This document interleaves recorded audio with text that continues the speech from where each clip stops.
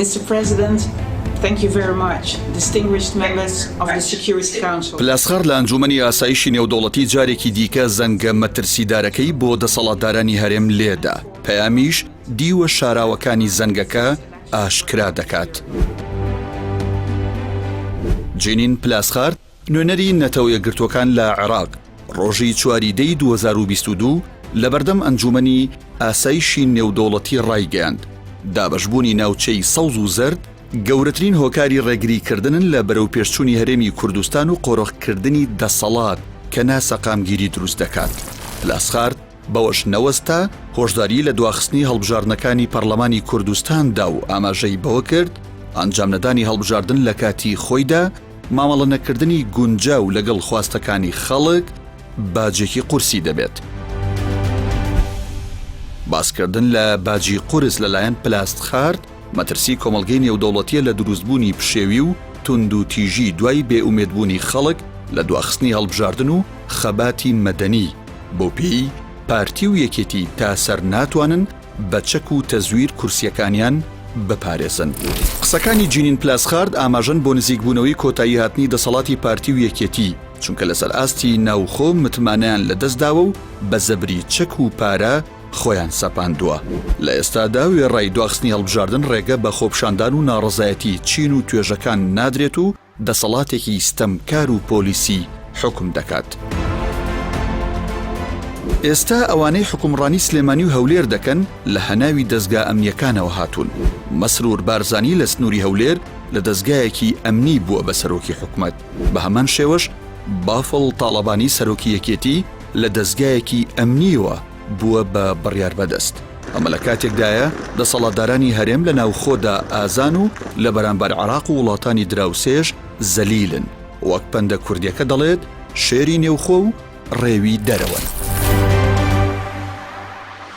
دەسەڵاتدارانی هەرێم دوای ڕیفراندۆم لە ماوەی 48 سەعاتدا لە 151 خاکی باشووری کوردستانیان ڕادەستی عێراق کرد. لە ئێستاشدا سوپای تورکیا بە پاساوی پەکەکە لە 130 خاکی دهۆکی داگیر کردو و ئێرانیش تۆپ بارانی ناوچە سنووریەکان و ناوجەرگەی هەرێم دەکات. لە وتارەکەیدا پلاسخار لە ئەنجومەنی ئاسایشی نێودەوڵەتی ئاماژەی بەوەشدا ناوچەی سەوز و زەرد گەورەترین هۆکارن بۆ پێشنەکەوتنی هەرێم. ئەمەش دەرخەری ئەو ڕاستیەیە کە پارتی و یەکێتی لە 30 ساڵی ڕابردوو وەک دوژمنێک مامەڵیان لەگەڵ خەڵک و قەوارەی هەرێمدا کردووە. بە جۆرێک هەرێمی کوردستانیان کردوتە 2 ئیدارە، 2 هێزی سەربازی، 2 پەیوەندی دەرەکی، 2 خەزێنەی دارایی.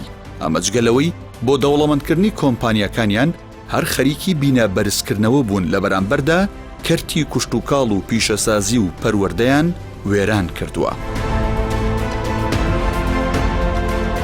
پەیامەکان ئەویان لێ دەخوێنرێتەوە لە ئێستادا کۆمەڵگەی نێودەوڵەتی لە دەسەڵاتدارانی هەرێم بێزارن. ئەمەش لە کەیسی زیندانیانی بادینان و ڕێگری لە یەخستنەوەی هێزی پێشمەرگە و دواخستنی هەڵبژاردن ڕەنگی داوەتەوە. ئەمریکا و کۆمەڵگەی نێودەوڵەتیش تا ئەو کاتە دۆستی دەسەڵاتدارانی هەرێمن کە لەسەر کورسیەکە دانیشتون. ئەگەر میلەت هەوڵی گۆڕانکاری بدات هاوشێوەی کەوتنی حوسنی موبارەک لە میسر و بن عەلی لە تونس و ئەشرەف غەنی لە ئەفغانستان مامەڵە لەگەڵ دەسەڵاتدارانی نوێ دەکەن. ڕووداوەکانی مێژوش ئەوەمان پێدەڵێت چەک و پارە و کۆشکی گرانبەها فریای کەس ناکەوێت و زۆربەی دەسەڵاتە دیکتاتۆر و خۆسەپێنەکانیش لە دەوروبەری 30 ساڵیدا ڕووخاون وەک باعس لە عێراق، قەزافی لە لیبیا، حوسنی موبارەک لە میسر، عەلی عەبدوڵڵا ساڵح لە یەمەن، بن عەلی لە تونس. هەشیانە 20 ساڵ ماوەتەوە وەک کەوتنی دەسەڵاتی حکومەتی ئەفغانستان سەرەڕای پشتگیری ئەمریکا و کۆمەڵگەی نێودەوڵەتی. ئەنجامی هۆشداری نێودەوڵەتیەکانیش ئەوەی لێ دەخوێنرێتەوە بەردەوامبوونی دەسەڵاتدارانی هەرێم لەسەر قۆڕەخکردنی پارە و کورسی و هێز هەرێمی کوردستان بەرەو هەڵدێر دەبات. گوێنەگرتنیش وەک سەردەمی ڕیفراندۆمەکە باجی قورسی دەبێت.